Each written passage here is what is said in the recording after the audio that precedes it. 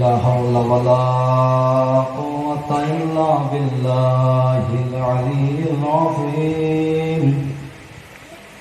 أعوذ بالله من الشيطان الرجيم. بسم الله الرحمن الرحيم. الحمد لله الذي هدانا لهذا وما كنا لنهتدي لولا أن هدانا الله لقد جاءت رسول ربنا بالحق والصلاة والسلام على سيدنا ونبينا وشفينا ومفتدنا ومولانا أبي القاسم محمد وآله الطيبين الطاهرين المعصومين لعنة الله على أعدائهم أجمعين من يوم هذا إلى قيام يوم الدين. أما بعد، فقد قال رسول الله صلى الله عليه وآله وسلم: بسم الله الرحمن الرحيم. إن الحسين مصباح الهدى وسفينة النجاة وحسين مني وأنا من الحسين أحب الله من أحب حسينا. السلام. بسم الله الرحمن الرحيم. اللهم كن لوليك الحجة ابن الحسن صلواتك عليه وعلى آبائه في هذه الساعة وفي كل ساعة وليا وحافظا وقائدا وناصرا ودليلا وعينا حتى تسكنه أرضك طوعا وتمتعه فيها طويلا.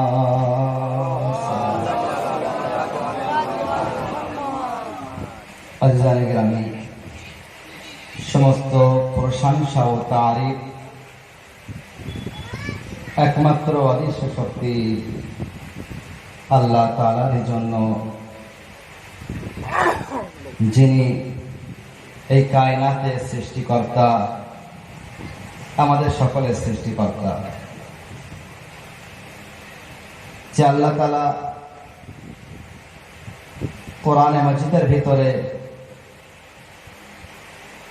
যাকে কখনো ইয়াসিন বলেছেন, তাহা বলেছেন, মুদ্দাসসির বলেছেন, মুজাম্মিল বলেছেন,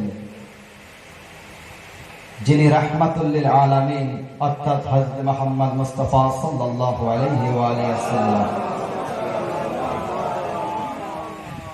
ইরশাদ করছেন, ইন্নাল হুসাইনা মিসবাহুল হুদা। অবশ্যই, নিশ্চয় হুসাইন হেদায়েতের প্রদীপ, ও সাফিনাতুন নিজাহ, আর পরিত্রাণের নৌকা।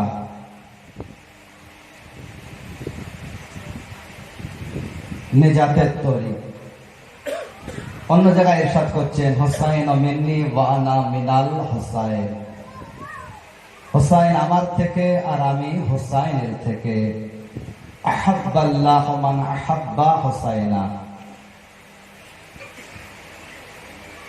দুই রকম মানে হয়। একটা দোয়ার মানে,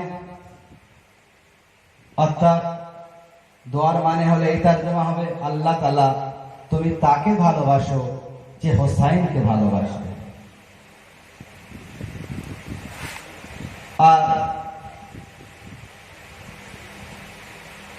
জুমলায়ে খবরিয়া যদি হয়, আল্লাহ তাকে ভালোবাসে যে হুসাইনকে ভালোবাসে। অর্থাৎ যদি কোনো ব্যক্তি চায় যে আল্লাহ তাকে ভালোবাসো, তাহলে তার আগে কর্তব্য হচ্ছে হোসাইনকে ভালোবাসা। হোসাইনের বিনা কেউ আল্লাহর প্রিয় হতে পারে না। নারায়ে সালাওয়াত। আজিজ ও ইস্তেকবালে মুহররমের উদ্দেশ্যে এই মজলিস ইনশাআল্লাহ আগামীকাল হোক বা পরশু থেকে মুহররমের মজলিস শুরু হয়ে যাবে। মুহররম মাস শুরু হয়ে যাবে।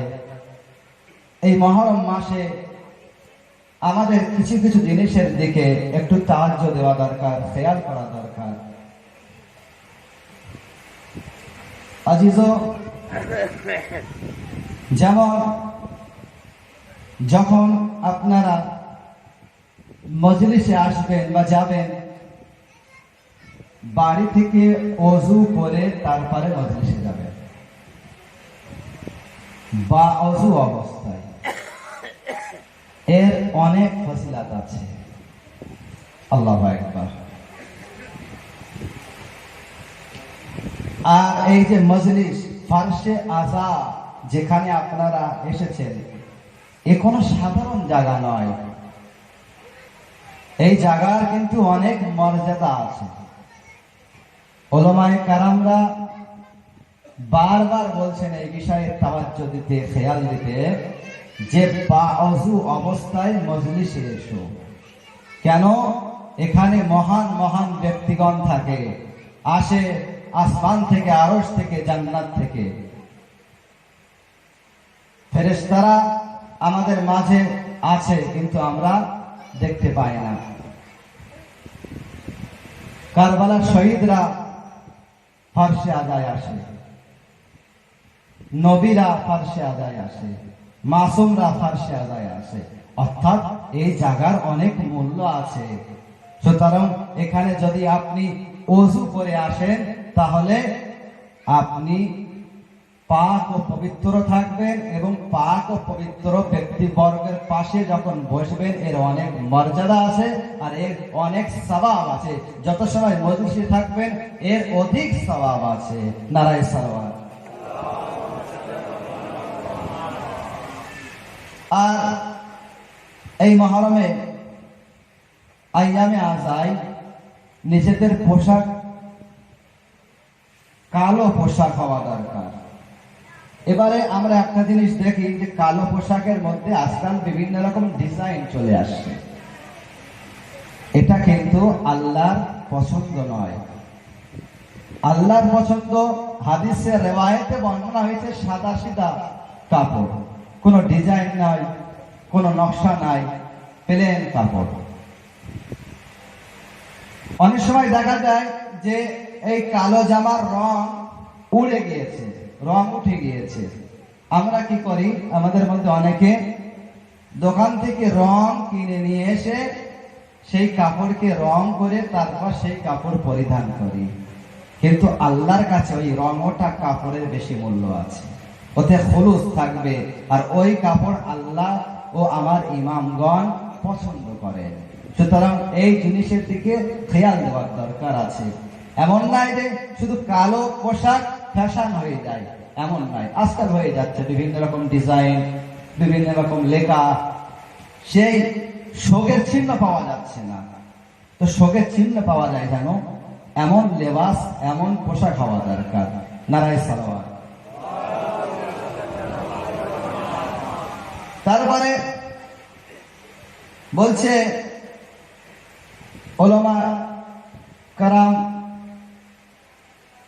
এই মজলিসে আমরা যে কারবালার শহীদদের উপরে অস্ত্র ধরাই, এই অস্ত্র পোছার জন্য একটি রুমাল তৈরি করতে বলছে। আল্লাহু আকবার। এই রুমাল তৈরি করার পরে এই রুমালে চোখের অশ্রু মুছতে হবে এবং সেই রুমাল যদি কাফনের সাথে দেওয়া হয়, বলছে এই রুমালের মাধ্যমে সেই ব্যক্তি অনেক আযাব থেকে রেহাই পাবে। আমাদের অনেক উলামায়ে কেরাম দুনিয়া থেকে চলে গিয়েছেন এবং তারা এই ওসিয়াত করেছিলেন যে মৃত্যুর পরে যে রুমাল আমি মজলিসে সময় যে অস্ত্র ধরাই, আমার অস্ত্র মাওলা হোসাইনের প্রতি যে অস্ত্র ধরিয়েছি এই রোমালে আছে, এই রোমাল যখন আমি মারা যাব আমার কাফনের সাথে যেন এই রোমাল দেওয়া হয়। তার সন্তানরা সেই আমল করেছে এবং আয়াতুল্লাহ বিভিন্ন মুস্তাহিদগণ এই কথা বলছেন, তাকিদ করছেন, জোর করছেন যে একটি রোমাল তৈরি করতে বলছে। সেই রোমাল নিজের সাথে নিয়ে যেতে পারলে এর মাধ্যমে আমরা অনেক আযাব থেকে রেহাই পাবো। নারায়ে সালাওয়াত।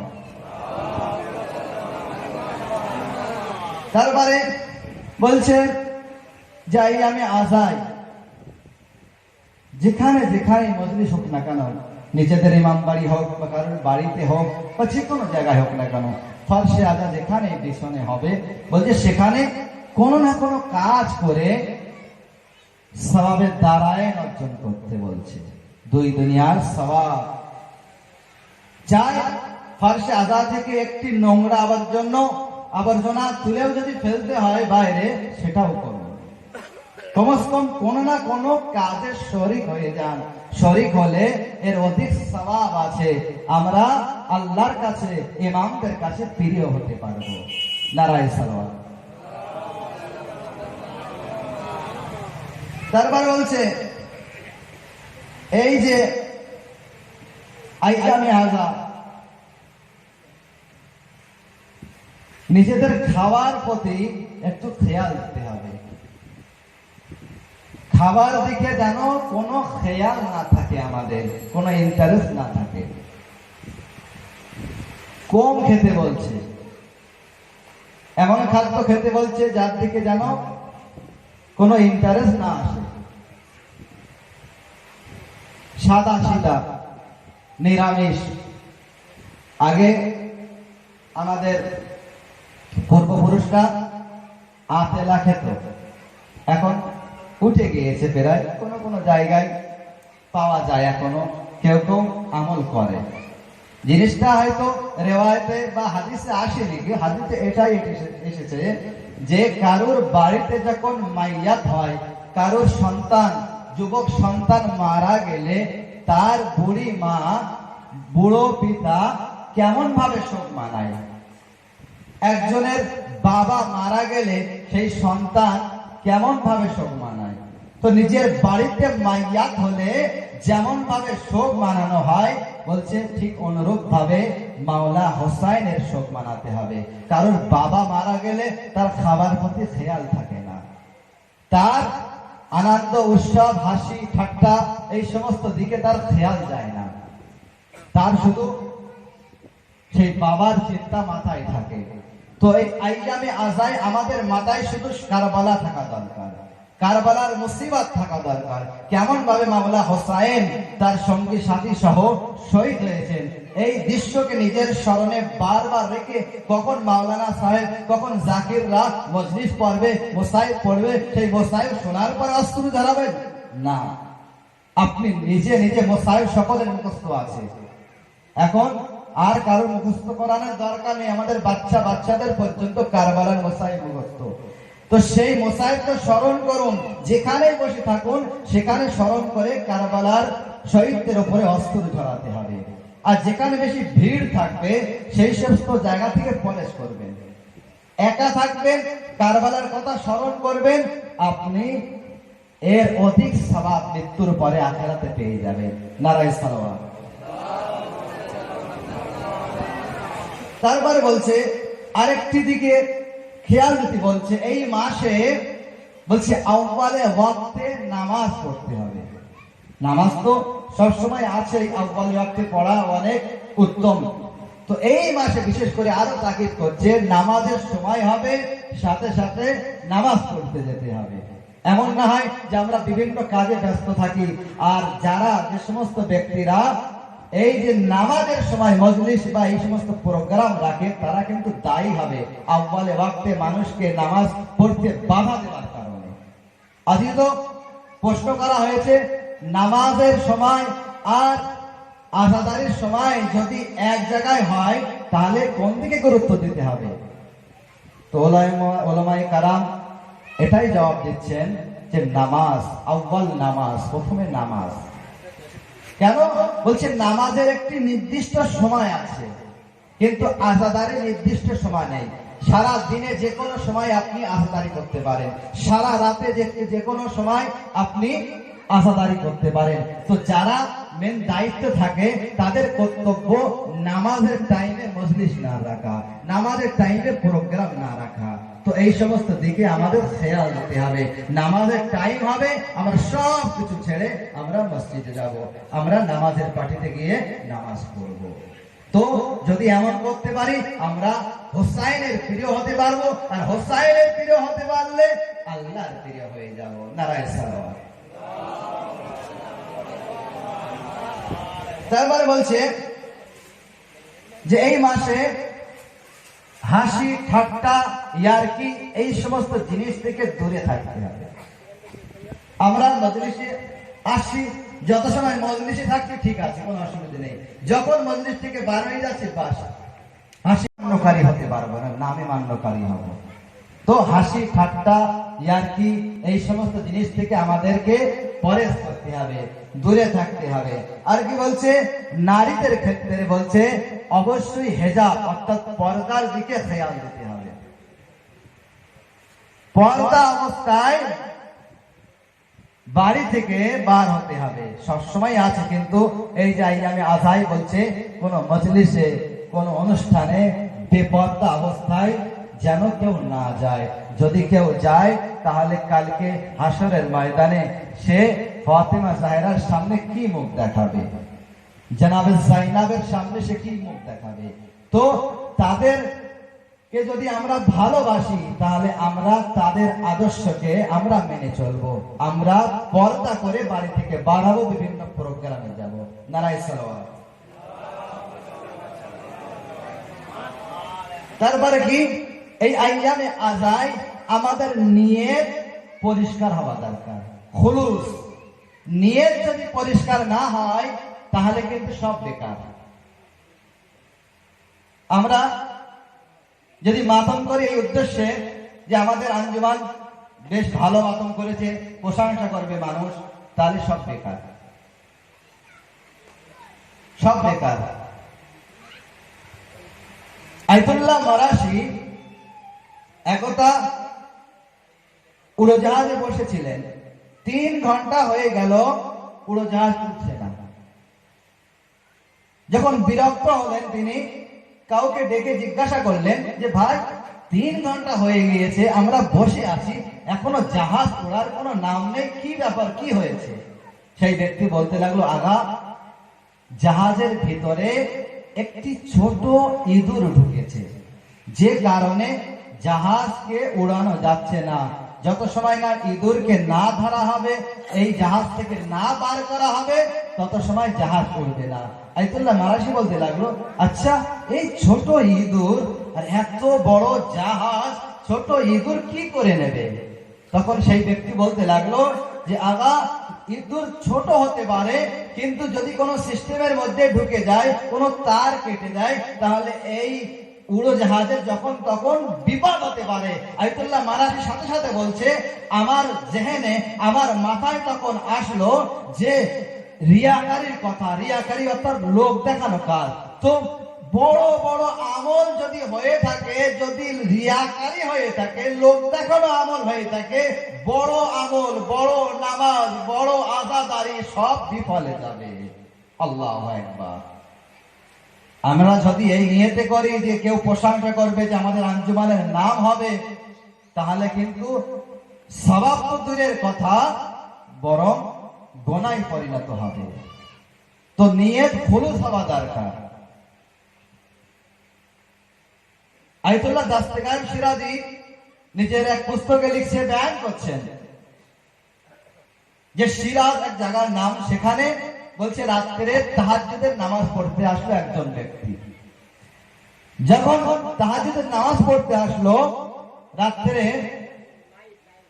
সে নামাজ শুরু করলো। নামাজ শুরু করার পরে তার খেয়াল আসলো, সে অনুভব করলো পিছনে দূরে কেউ যেন শুয়ে আছে। তখন সে নামাজকে আরো সুন্দরভাবে পড়তে লাগলো। হয়তো 15 মিনিট লাগে নামাজে তাহাজ্জুদ পড়তে, 1.5 ঘন্টা লাগিয়েছে। আল্লাহু আকবার। কেন? তার মনে এই নিয়ত যাচ্ছে, ওই যে ব্যক্তি শুয়ে আছে ও যদি জানতে পারে আমি নামাজ পড়ছি, এত সময় ধরে নামাজ পড়ছি, তাও আবার নামাজের তাহাজ্জুদের নামাজ, বলছে এ এলাকায় গিয়ে, গ্রামে বা শহরে গিয়ে এলান করবে অমুক এক ব্যক্তি এসেছিল, সে নামাজের তাহাজ্জুদ পড়ছিল, তাও কত সময় 1.5 ঘন্টা ধরে নামাজের তাহাজ্জুদ পড়েছে, বলছে এলান করবে, আমার নাম হবে। বলছে ইতিমধ্যে যখন কি হলো, ফজরের সময় হয়ে গেল, মুয়াজ্জিন চলে আসলো। যখন মুয়াজ্জিন চলে আসলো, বলছে সেই যে ব্যক্তি মনে করেছিল কোনো ব্যক্তি শুয়ে আছে, তার চলে যাবার অনুভব করলো যে চলে যাচ্ছে। মুয়াজ্জিনকে বললো যে ভাই দেখো তো কে যাচ্ছে। একটু দূরে গিয়ে সে কি দেখছে, একটি কুকুর বার হয়ে যাচ্ছে।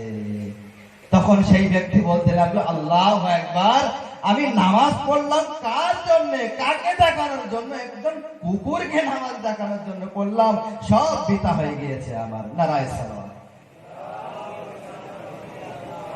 তো রিয়াকারী অর্থাৎ দেখানো কাজ যদি হয়ে থাকে, আযাদারি হোক, নামাজ হোক, সবকিছু বেকার। সওয়াব তো হবে না, বরং আরো গুনাহে পরিণত হবে। আযাদারির মধ্যে খুলুস হওয়া দরকার। মাতম যখন করবেন, কারবালার দৃশ্যকে মনে করবেন আর মাতম করবেন, দেখবেন এর অধিক সওয়াব আছে। এমন নয়, দেখা যায় কিছু কিছু জায়গায় আঞ্জুমান, যে সমস্ত জায়গায় কর্নার থাকে, 3 রাস্তা কি 4 রাস্তা থাকে, সেই সমস্ত জায়গায় মাতম করার জোর হয়। সেখানে লোক বেশি থাকে, মানুষ দেখে, সেই জায়গাটা দেখবেন বেশ প্রত্যেক আঞ্জুমান সেখানে গিয়ে জোরে মাতম করে। কিন্তু যেখানে কেউ থাকে না, সেই জায়গায় খুব কম আঞ্জুমান জোরে মাতম করে। এমন যদি হয়ে থাকে, নিয়ত যদি খুলুস না থাকে, সব বিফলে যাবে। সওয়াব তো পাবো না, বরং আরো গুনাহ হবে। নারায়ে সালাত। আজিজো, তো মাওলা হোসাইনকে ভালোবাসতে হবে, খুলুস নিয়তে ভালোবাসতে হবে। হোসাইনকে যদি খুলুস নিয়তে আমরা ভালোবাসি, খুলুস নিয়তে মাওলা হোসাইনের আযাদারি করি, তাহলে কি হবে? মাওলা হোসাইন রাজি হবেন, মা ফাতেমা জাহরা রাজি হবেন। আর যদি মা ফাতেমা জাহরা পঞ্জতন পাক যদি রাজি হয়, তাহলে আল্লাহ রাজি হবে। আর আল্লাহ যদি রাজি হয়, তার ঠিকানা জান্নাত হবে। নারায়ে সালাত। আজিজানে গেরামি, তো মাওলা হোসাইন জান্নাতের যুবকদের সরদার। মাওলা হোসাইন, তাকে জালিমরা কি করলো? অন্যায়ের বাইয়াত করতে হবে, বর্ষতা স্বীকার করতে হবে। যার বিস্তারিত আপনারা জানেন। তো মাওলা হোসাইন কি করলেন? 28 রজবে মদিনা ছেড়ে রওনা হলেন, মদিনা ত্যাগ করলেন 28 রজব। তারপরে হজে আসলেন। হজে যখন আসলেন মাওলা হোসাইন ইবনে আলী আলাইহিস সালাম, তো হজের মেন টাইম, একদম মেন টাইম 8 জিলহিজ্জা। সেই সময় মাওলা হোসাইন সেই দিনে কি করলেন? মক্কা থেকে কারবালায় রওনা হলেন। কেন রওনা হলেন? সেদিনের ঘটনা কি ছিল? হয়তো কেউ জানে না বা কেউ কেউ জানতে পারে।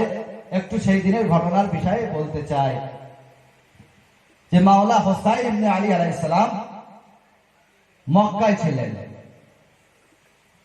8 জিলহিজ্জা যখন মক্কায় ছিলেন, মাওলা হোসাইন এহরাম বাঁধা ছিল, তার সঙ্গী সাথী সকলে এহরাম বাঁধা অবস্থায় যখন কাবা ঘরের দিকে আগে বাড়ছে, পেছনে সঙ্গী সাথী আসহাবরা এবং ডান দিকে মাওলা গাজী আব্বাস আলমদার, বাম দিকে কে?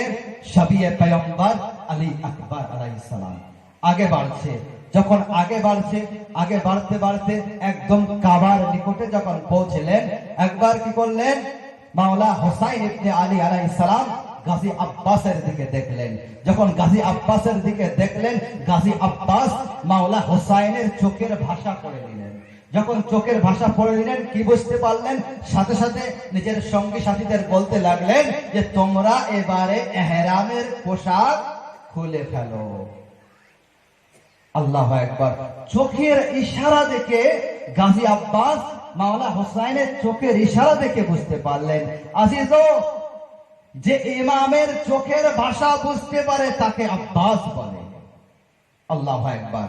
তো গাজী আব্বাস বুঝে নিলেন, সঙ্গে সাথীদের আদেশ করলেন নিজেদের পোশাক, এহরামের পোশাক খুলে ফেলো। কেমন সাথী ছিল, কেমন সঙ্গে ছিল, প্রশ্নও করলেন না যে আকা মাওলা, আমরা একদম কাবার পাশে দাঁড়িয়ে আছি আর এখান থেকে আমরা হজ না করে আমরা ফিরে যাব? প্রশ্ন করলেন না, সাথে সাথে নিজেদের এহরামের পোশাক খুলতে লাগলেন। যখন এহরামের পোশাক খুলতে লাগলেন, এরপরে মাওলা হোসাইন বললেন, চলো এবারে কারবালার উদ্দেশ্যে।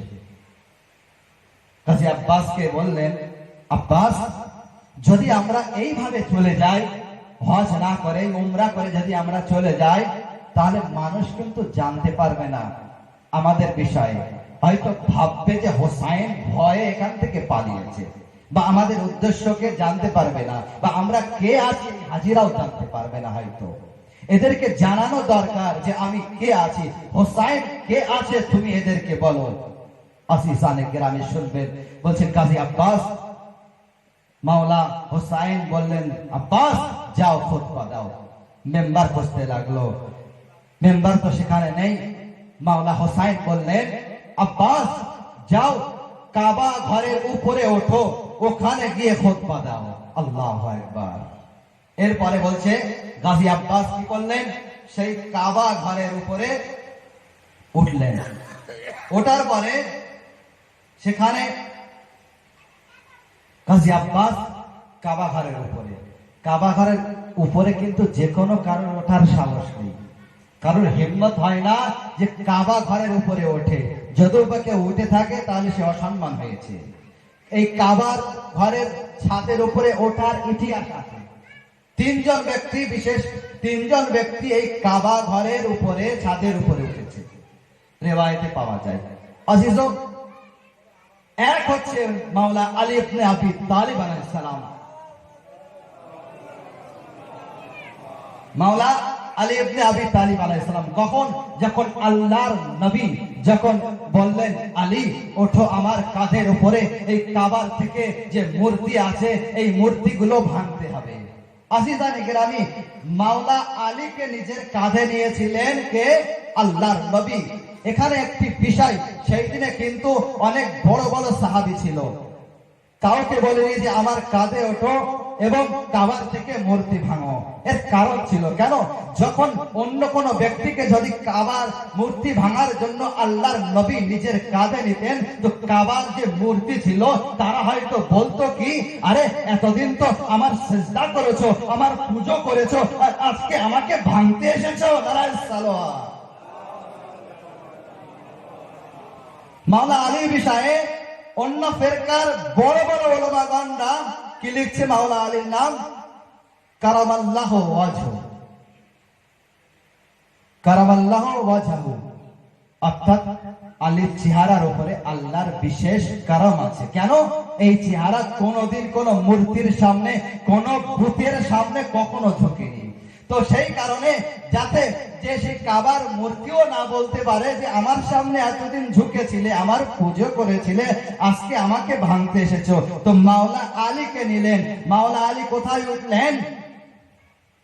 আল্লাহর নবীর কাঁধের উপরে। কোথায়? মোহরে নবুয়তের উপরে মাওলা আলী উঠে সেই কাবার থেকে মূর্তি ভেঙেছিলেন। এক হচ্ছে কে কাবার উপরে উঠেছে? এক মাওলা আলী। দ্বিতীয় কে? দ্বিতীয় হচ্ছে বিলালে হাবাসী, কাবার উপরে উঠেছেন। মক্কা জয়লাভ করার পরে আল্লাহর নবী বললেন, বিলাল যাও কাবা ঘরের উপরে গিয়ে আযান দাও। বিলাল আসলো, আসার পরে কাবা ঘরের উপরে উঠলো। ওঠার পরে বিলালের খেয়াল আসলো যে কাবা ঘরের ছাদের উপর দিয়ে উঠেছি, কিন্তু আযান কোন দিকে ফিরে দেবো? আমরা এখান থেকে যখন আযান দেই, আমরা কি কাবার দিকে ফিরে দেই? বিলাল ভাবছে এতদিন যেখান থেকে আযান দিতাম আমি কাবার দিকে ফিরে আযান দিতাম, আজকে তো কাবার উপরে আছি, তাহলে আযান আমি কোন দিকে ফিরে দেবো? এই চিন্তা মাথায় এসেছে তার। যখন এই চিন্তা, এই খেয়াল মাথায় এসেছে, সে বুঝতে পারছে না আমি কি করব, কোন দিকে ফিরে আজান দেবো। সেখান থেকে আওয়াজ দিল, ইয়া নবী আল্লাহ, ইয়া রাসূলুল্লাহ, আমি কোন দিকে ফিরে আজান দেবো? আল্লাহর নবী বলছেন, বেলাল আমার দিকে ফিরে আজান দাও। বেলাল আল্লাহর নবীর দিকে ফিরে আজান দিলেন। নারায়ে সালাওয়াত।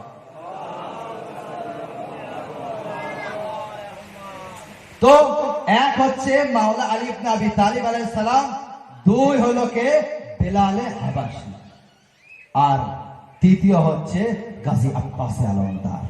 আজকে কোথায়? কাবা ঘরের ছাদের উপরে। কেন? খুতবা দিতে। কে বলেছে? মাওলা হোসাইন ইবনে আলী। যখন গাজী আব্বাস সেই কাবা ঘরের উপরে আছে, হাজিরা তাওয়াফ করছে, হাজিরা তাওয়াফ করছে, সেখানে হাজিরা তাওয়াফ করছে। হাজিদের নজর কোথায়? গাজী আব্বাসের দিকে। গাজী আব্বাসের নজর কোথায়? দূরে মাওলা বসে আছেন, মাওলা হোসাইন ইবনে আলী। মাওলা হোসাইন ইবনে আলীর দিকে গাজী আব্বাসের নজর। আল্লাহু আকবার। এবারে গাজী আব্বাস খুতবা দিতে শুরু করলেন। কি বলছে খুতবা? বিসমিল্লাহির রহমানির রহিম, আলহামদুলিল্লাহিল্লাযী শারাফা হাযা বিকুদুমি আবিহি। কি বলছে গাজী আব্বাস আলমদার? আলহামদুলিল্লাহ, সমস্ত প্রশংসা আল্লাহ তাআলার জন্য। আল্লাযী শারাফা বিকুদুমি আবিহি, কি বলছে? যিনি সম্মান দান করেছেন। কাকে? হাযা, ইশারা করছে কাবার দিকে। হাযা অর্থাৎ এই বাইতুল্লাহকে। বিকুদুমি আবিহি, তার পিতার পা বা কদমে মোবারকের কারণে। আল্লাহু আকবার। অর্থাৎ তার বলছে কে? মাওলা হোসাইনের পিতার কদম বা পা মোবারকের কারণে সম্মান দান করেছে। কাকে? আল্লাহ তাআলা কাবাকে। একবার ভাবুন, এখানে পা বা কদম ব্যবহার করেছে। ওখানে বলতে পারত গাজী আব্বাস আলমদার, আল্লাযী শারাফা বিওয়াজহি আবিহি, আল্লাহ তাআলা এই কাবাকে সম্মান দান করেছে। কেন? তার পিতা অর্থাৎ হোসাইনের পিতা মাওলা আলীর চেহারার কারণে। চেহারা ব্যবহার করেনি, বা এটা ব্যবহার করতে পারত, আল্লাযী শারাফা বিয়াদে আবিহি, আল্লাহ তাআলা এই কাবাকে, বাইতুল্লাহকে সম্মান দান করেছে। কার কারণে? মাওলা হোসাইনের পিতা আলীর কারণে। এমনও বয়ান করছে না। কি বলছে? আল্লাযী শারাফা বিকুদুমি আবিহি, আল্লাহ তাআলা সম্মান দান করেছে এই বাইতুল্লাহকে, এই কাবাকে, তার পিতার কদম বা পা মোবারকের কারণে। আজিজানে গ্রামী, আমরা সকলে মিলে গাজী আব্বাসের কাছে জিজ্ঞাসা করি, হে গাজী আব্বাস আলমদার, হে মাওলা, আপনি বলছেন তার পিতার পা মোবারকের কারণে আল্লাহ তাআলা সম্মান দান করেছে এই কাবাকে বা বাইতুল্লাহকে। মাওলা, আপনারও তো পিতা মাওলা আলী আছে, তো কেন বলছেন না আবি, আমার পিতার কারণে কেন বলছেন না? হয়তো মাওলা গাজী আব্বাস এটাই বলবে যে আরে আমার আসাদার, চুপ করো, যেখানে আব্বাসের সামনে আব্বাসের আকা হোসাইন থাকে সেখানে আব্বাসের জিকির করা যায় না। নারায়ে সালাওয়াত। সেখানে আব্বাসের জিকির করা যায় না। তো সেখানে বয়ান করছেন যে আল্লাহ তাআলা সম্মান দান করেছে কাকে? এই কাবাকে, বাইতুল্লাহকে, মাওলা আলীর কদমে মোবারকের কারণে। আগে বয়ান করছে, মান কানা বিল আমাসে বাইতান আসবাহা কিবলা। বলছে এটা কি ছিল? এটা ছিল আগে পাথরের তৈরি ঘর। এই ঘর আমার বাবা, অর্থাৎ এই ঘর আলীর জন্ম হবার কারণে কিবলা বেড়েছে। নারায়ে সালাওয়াত। তো এটা মাওলা আলীর ফজিলত আছে।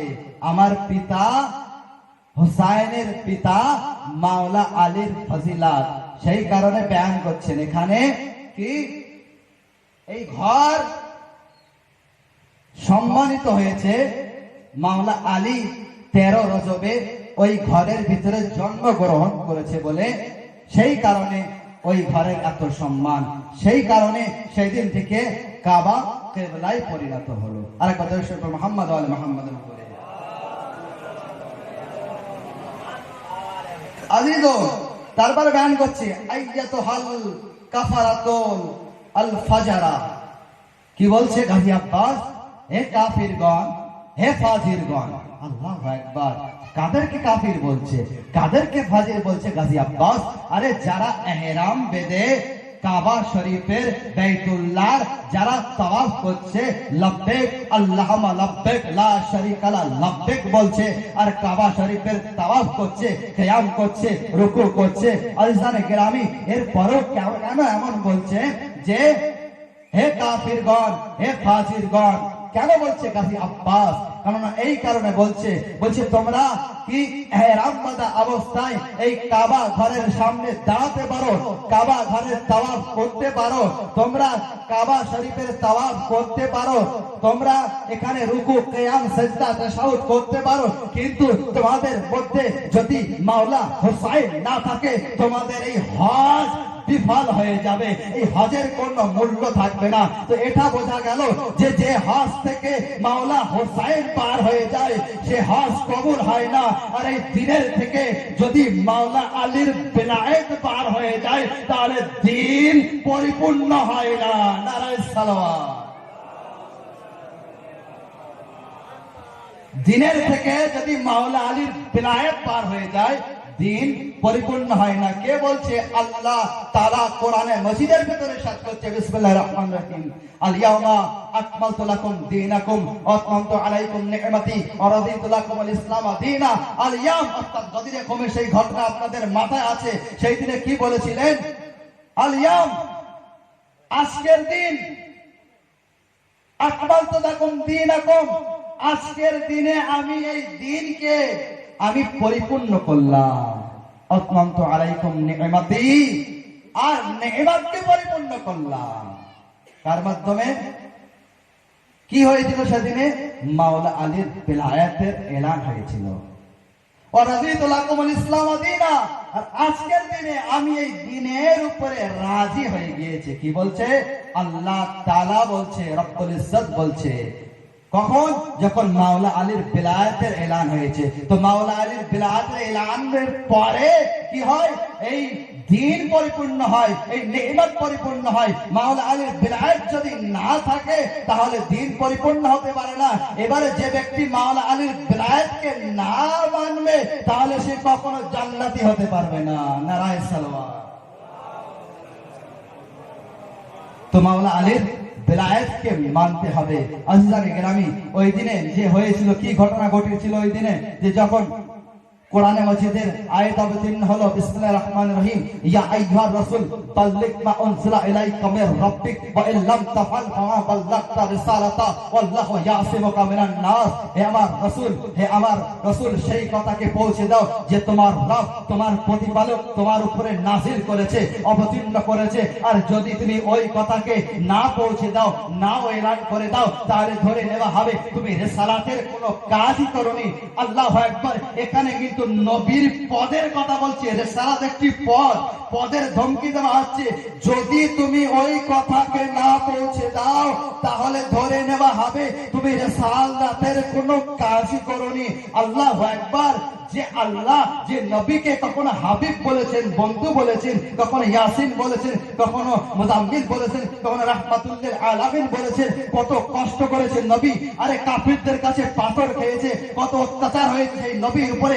এত কষ্ট করার পরে, এই দ্বীনকে প্রচার করার পরে একটি বার্তা না পৌঁছানোর কারণে আল্লাহ তাআলা এত বড় ধমকি দিচ্ছে, যদি তুমি ওই বার্তাকে কথাকে না এলান করো তাহলে ধরে নেওয়া হবে তুমি রিসালাতের কোনো কাজ করোনি। তারপরে কি বলছে, আল্লাহু ইয়াসিবুকা মিনান নাস, অর্থাৎ আল্লাহ তোমাকে মানুষের থেকে বাঁচাবে, অর্থাৎ ভয় করো না, এলান করে দাও। কিসের এলান? মাওলা আলীর বিলায়াতের এলান। সেখানে যখন 1,25,000 হাজী একত্রিত হলো, যখন হাজীরা একত্রিত হয়ে গেল, কি করলেন আল্লাহর নবী? আইনা আইনা আলী ইবনে আবি তালিব, আলী ইবনে আবি তালিব কোথায় আছো? ইলাইয়া ইলাইয়া, এদিকে এসো এদিকে এসো। একবার মাওলা আলী ইবনে আবি তালিব আলাইহিস সালামকে নিজের হাতে নিলেন আর উপরে উঠালেন, উঠিয়ে বলতে লাগলেন, মান কুনতু মাওলা হো ফাহাযা আলিয়াল মাওলা, আমি যার মাওলা ছিলাম, আজ থেকে আলীও তার মাওলা। অর্থাৎ এখান থেকে বুঝতে হবে যে নামাজ ছিল, রোজা ছিল, যাকাত ছিল, ঘুম ছিল, কিন্তু এর পরে কি বলছে, মাওলা আলীর বিলায়াত যদি না থাকে, নামাজ, রোজা, যাকাত, ঘুম, জিহাদ সব বেকার। নারায়ে সালাওয়াত।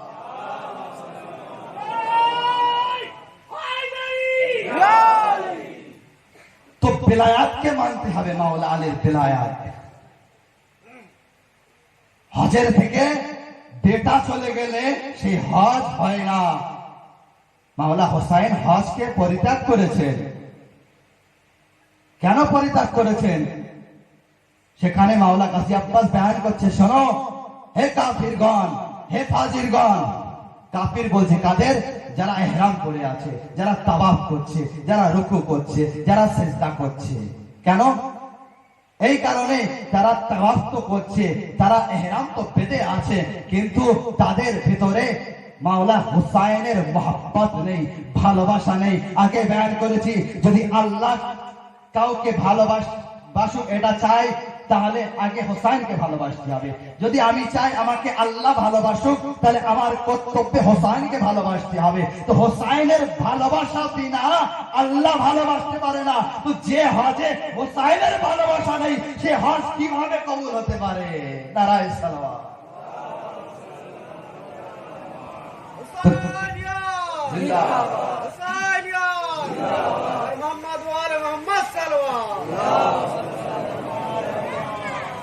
তো মাওলা হোসাইন তার মহব্বত, তার ভালোবাসা নিয়ে তারপরে আপনি হজ করবেন। তো সেখানে সঙ্গী সাথীরাও এটাও পরিচয় দিয়েছে কি আগে ইমাম বা ইমাম হোসাইনের আনুগত্য দরকার, আনুগত্য করা দরকার, হজ পরে।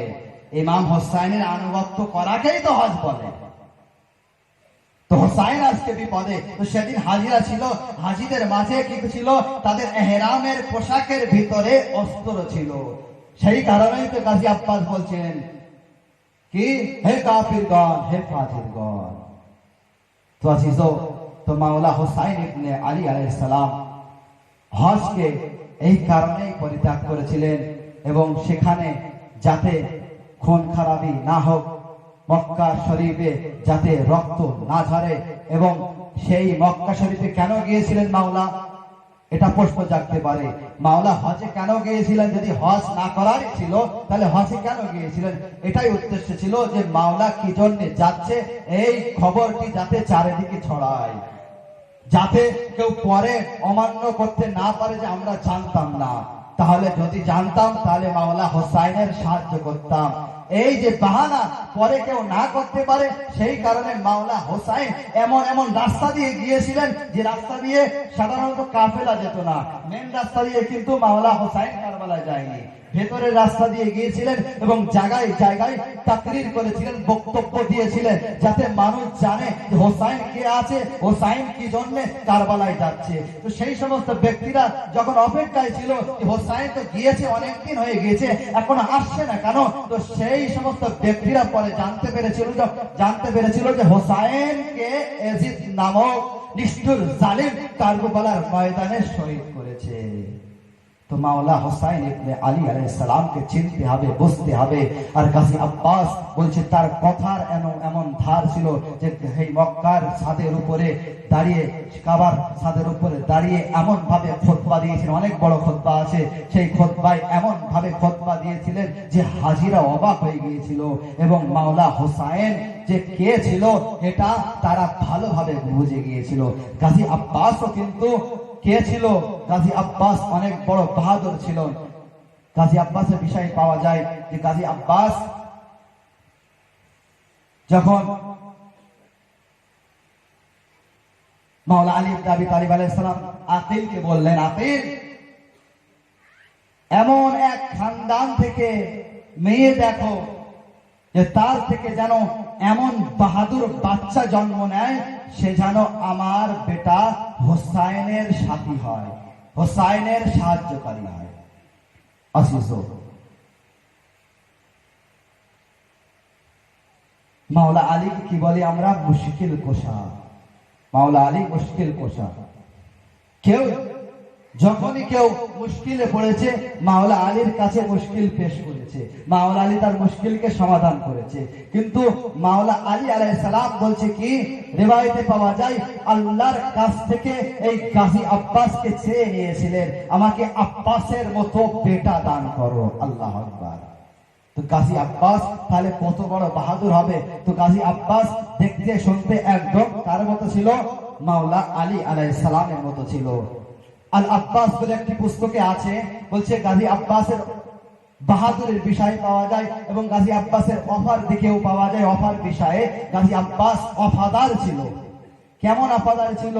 আর গাজী আব্বাসের বিষয়ে সৈয়দ সাজ্জাদ জাইনুল আবেদিন আলাইহিস সালাম বলছে হাসরের ময়দানে, বলছে কি গাজী আব্বাসের স্থান এমন হবে, গাজী আব্বাসের স্থান, সেখানে সমস্ত শহীদরা গাজী আব্বাসের স্থান দেখে আফসোস করবে, হায় আল্লাহ যদি এরকম স্থান আমরা পেতাম।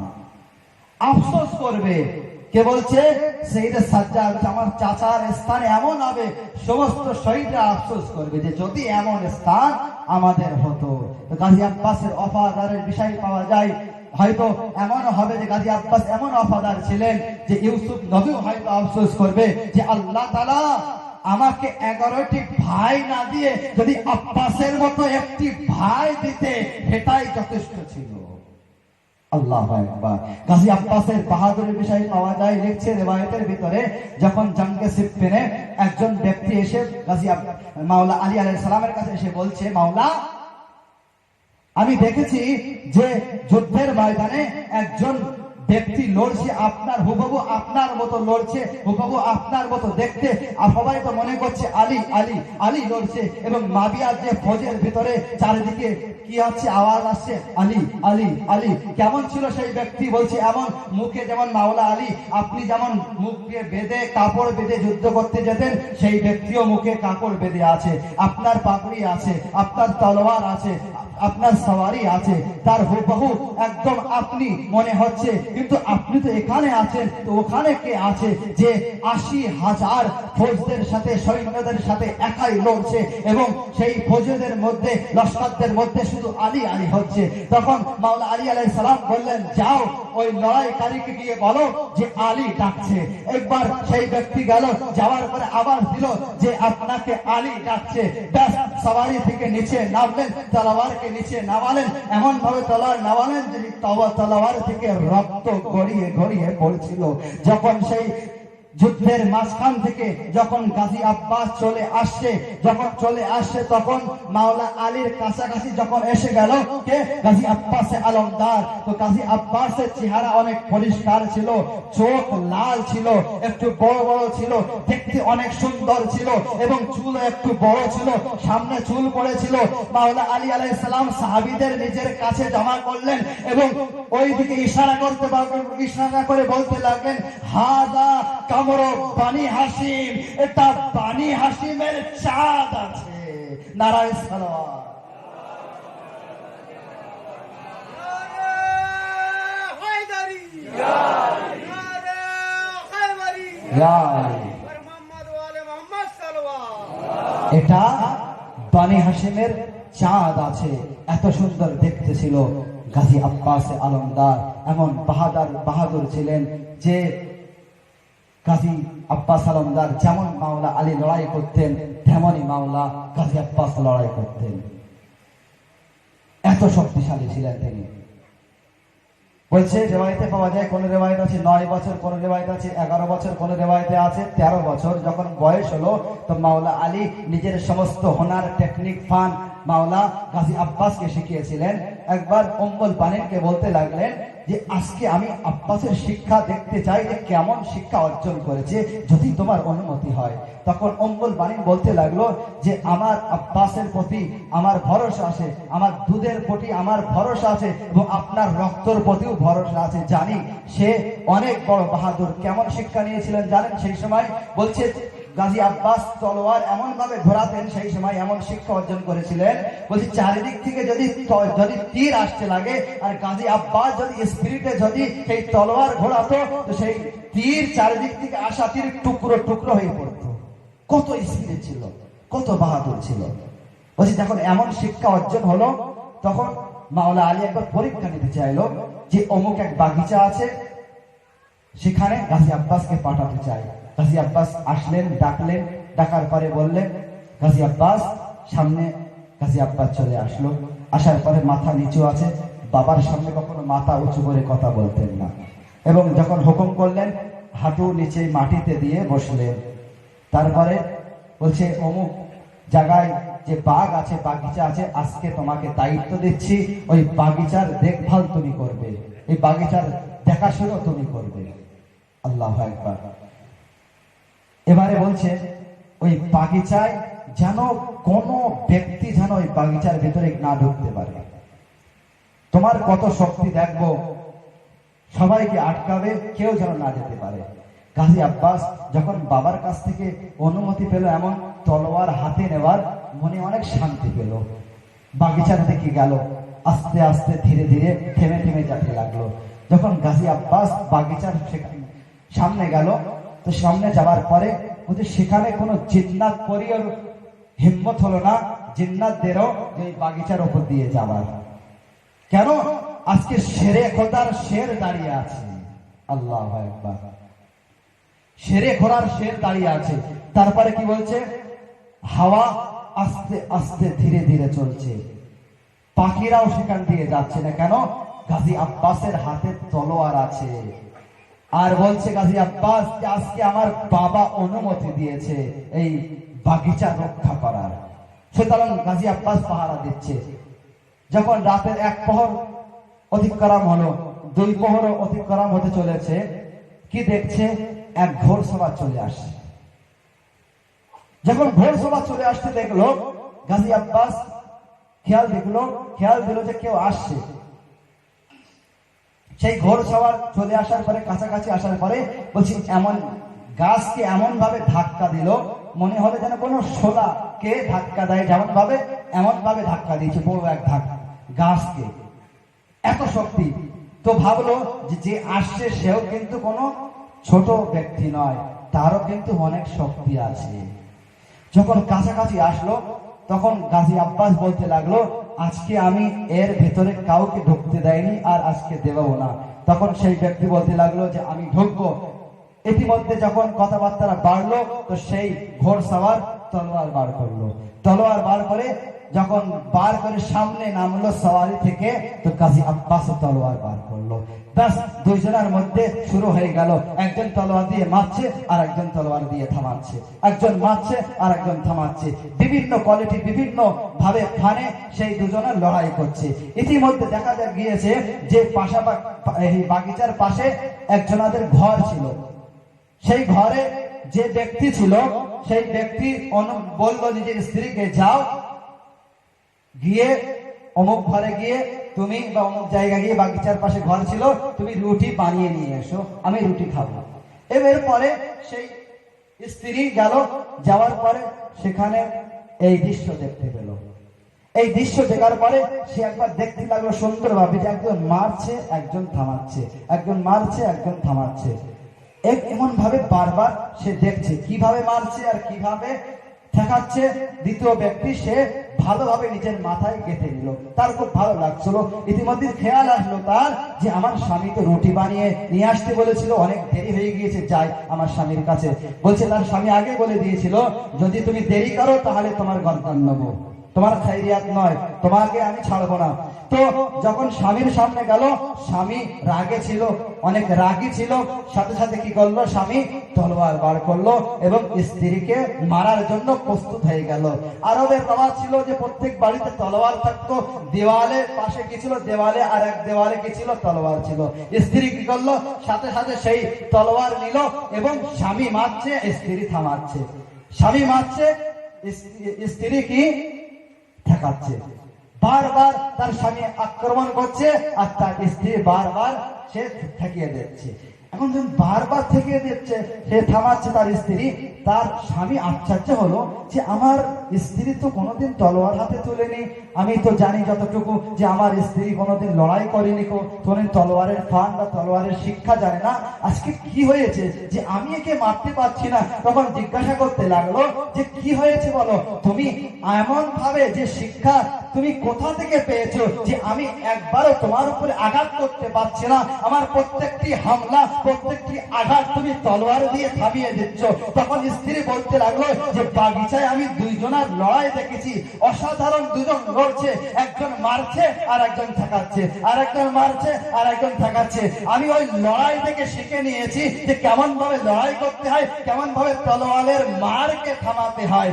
এরপরে কি করলো, সেই দুইজন স্ত্রী ও স্বামী গেল কোথায়, বাগিচায় গিয়ে কি দেখছে যে দুইজন এখনো পর্যন্ত লড়ছে। এরকম লড়ছে কি, একজন মারছে একজন থামাচ্ছে, অনেক সুন্দর ভাবে দুজন লড়াই করছে, কেউ কাউকে হারাতে পারছে না।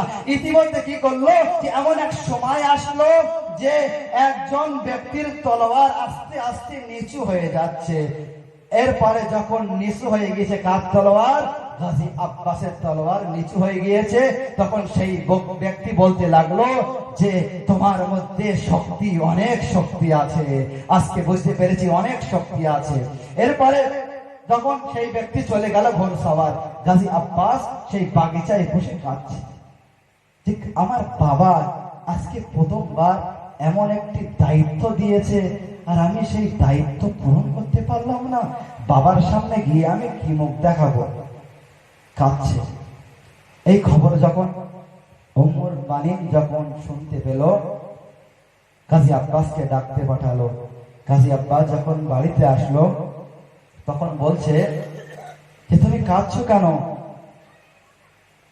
বলছে এই কারণে, আমার বাবা আমাকে দায়িত্ব দিয়েছিল একটি, সেই দায়িত্ব আমি পুরোপুরি পালন করতে পারিনি। মাওলা আলীও জানতে পারলো যে গাজী আব্বাস কাঁদছে, কাছে আসলো, আসার পরে জিজ্ঞাসা করছে তুমি কাঁদছো কেন? বলছে এই কারণে কাঁদছি। তখন মাওলা আলী আলাইহিস সালাম বলছে আব্বাস তুমি কেঁদো না, তোমার মধ্যে অনেক শক্তি আছে, অনেক শক্তি, আমি জানি অনেক বাহাদুরি, কিন্তু এখনো পর্যন্ত তুমি আলী হতে পারোনি। আরে ও আর কেউ ছিল না, আমি তোমার বাবা আলী ছিলাম। আল্লাহ গাজী আব্বাস আলমদারের ফজিলাত অনেক, ফজিলাত তার বাহাদুর অনেক আছে। গাজী আব্বাস আলমদার আপনারা জানেন যখন 9 বছর বয়স ছিল, মালিক আশতার একদা যুদ্ধে যাচ্ছে, তো গাজী আব্বাস বলছে মালিক আমি যুদ্ধে যাব। মালিক বলছে না, আপনার যাবার এখনো সময় হয়নি, আপনার সময় আছে, পরে আসবেন আপনি। জঙ্গে সিফিনের কথা স্মরণে আছে যে পরে আপনার সময় আসবে, কিন্তু গাজী আব্বাস মানছে না। গাজী তুমি ভাবছো যে আমার মধ্যে শক্তি নেই? তো মালিকে আশতার কে যখন বলছে যে মালিক তুমি ভাবছো আমার মধ্যে শক্তি নেই, ঠিক আছে, যদি আমি তোমার সাথে লড়াই করে তোমাকে হারাতে পারি তাহলে কি তুমি আমাকে যুদ্ধে নিয়ে যাবে?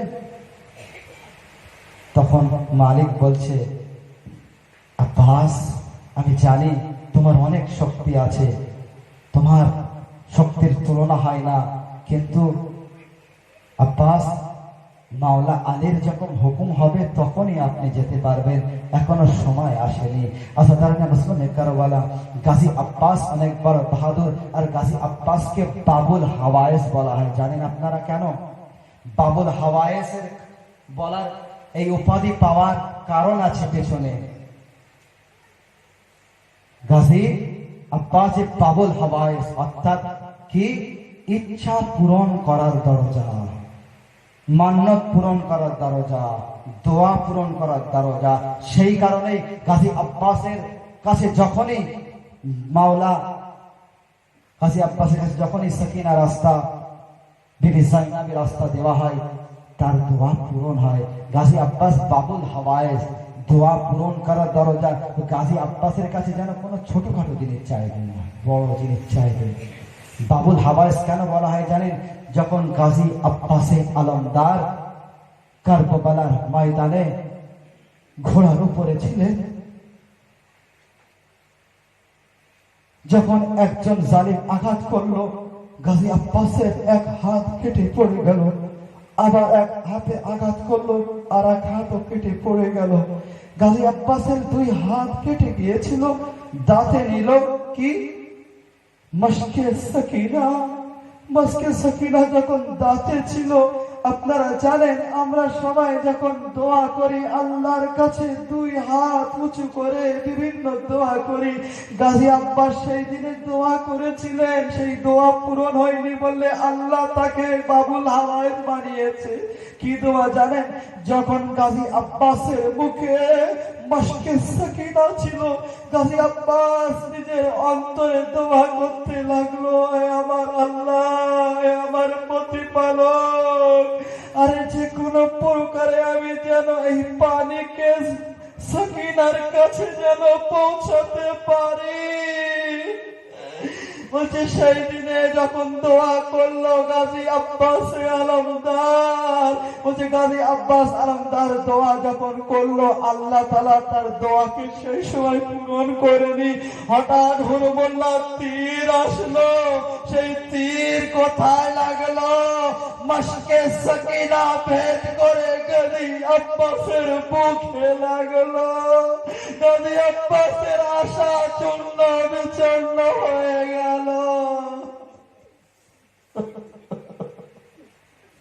তো আল্লাহ তাআলা বলছে সেখান থেকে ওই দোয়ার ফলে আল্লাহ তাআলা তাকে বাবুল হাওয়ায়েস বানিয়েছে।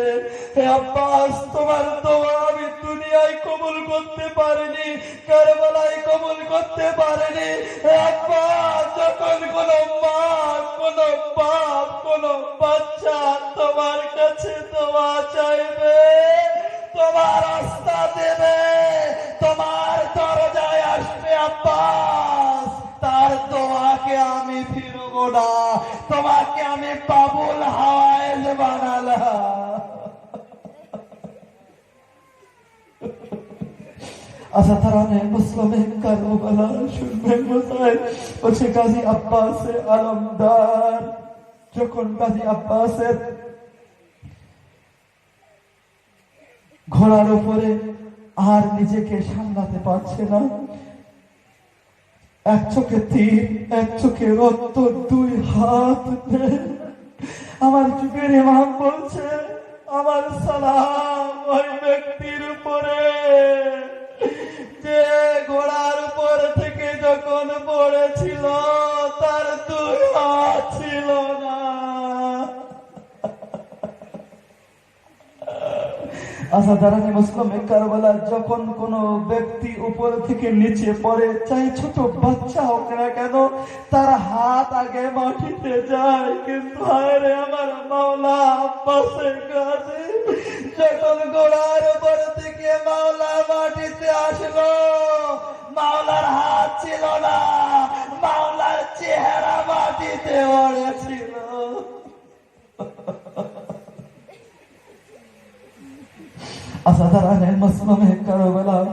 গাজী আব্বাস আলমদার যখন ঘোড়ার উপর থেকে নিচে পড়লো, রিওয়ায়েতে বর্ণনা হয়েছে, শুনবেন সহ্য করতে পারবেন না। বলছে মাওলা গাজী আব্বাসের এক চোখে তীর ছিল, এক চোখে রক্ত ছিল, এবং যখন এই তীর গাজী আব্বাস চেষ্টা করছিল কিভাবে পার করা যায়, তুই হাত তো ছিল না কি দিয়ে তীর বার করবে। একবার গাজী আব্বাস আলমদার নামাজ পড়ার মতো বসলো, নিচের দুই হাঁটু দিয়ে তীরকে বার করার চেষ্টা করছিল। দেখ তখন এক নিষ্ঠুর জালিম, আর এক গুর্জ বলা হয় বা গদা বলা হয়, একটি বলের মতো মোটা, তাতে লাঠি থাকে, আর সেই বলের উপরে পেরেকের মতো বড় বড় হুল থাকে। সেই গুর্জ নিয়ে আগে বলল, গাজী আব্বাস দুই হাঁটু দিয়ে তীর বার করছে। নিষ্ঠুর জালিম আসলো, আসার পরে গাজী আব্বাস আলমদারের মাথায় মারল।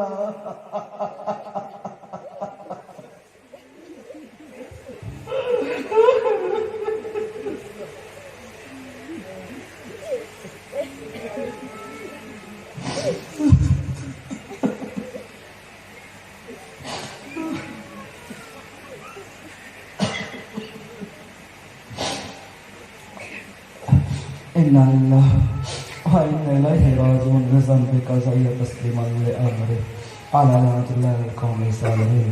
يا الله তুমি মুহাম্মদ ওয়া আলি মুহাম্মদ রাস্তা খোদা, তুমি আমাদের আজকের এই সংক্ষিপ্ত বরাতকে তোমার দরজায় কবুল করে নাও। ইয়া আল্লাহ তোমার মুহাম্মদ ওয়া আলি মুহাম্মদ রাস্তা খোদা, তুমি আমাদের সকলের চোখের অশ্রুকে কবুল করে নাও। ইয়া আল্লাহ তোমার মুহাম্মদ ওয়া আলি মুহাম্মদ রাস্তা খোদা, তুমি আমাদের কোনো দুঃখে কাঁদিও না, শুধু কারবালা ওয়া আহলে বাইতের দুঃখ ছাড়া। ইয়া আল্লাহ তোমার মুহাম্মদ ওয়া আলি মুহাম্মদ রাস্তা খোদা, এখানে যত মুমিনিন ও মুমিনাত এসেছে খোদা, তুমি সকলের মনের নেক ইচ্ছাকে পূরণ করে দাও। হে আল্লাহ তুমি সকলের রুচি রোজগারে বরকত দাও। হে আল্লাহ তুমি মুহাম্মদ ওয়া আলি মুহাম্মদ রাস্তায় খোদা, যারা এই প্রোগ্রামের আয়োজন করেছে খোদা, তার নেক নিয়তকে তোমার দরগায় কবুল করে নাও। হে আল্লাহ তার রুচি রোজগারে তুমি বরকত দাও। হে আল্লাহ তার বাড়ি থেকে তুমি বালা মুসিবত বিপদ আপদকে দূর করে দাও। হে আল্লাহ তুমি মুহাম্মদ ওয়া আলি মুহাম্মদ রাস্তায় খোদা, সে যেন আগামী বছর আরো সুন্দর থেকে সুন্দর এই প্রোগ্রাম করতে পারে, সেই তৌফিক দান করো। হে আল্লাহ তুমি মুহাম্মদ ওয়া আলি মুহাম্মদ রাস্তায় খোদা, তুমি আমাদের যুগের ইমামকে তাড়াতাড়ি জহুর করে দাও। হে আল্লাহ আমরা সবাই যেন যুগের ইমামের গোলামদের মধ্যেও যেন গণ্য হতে পারি, সেই তৌফিক দান করো। রব্বানা তাকাব্বাল মিন্না ইন্নাকা আনতাস সামিউল আলিম। মা আনতুম হাসান।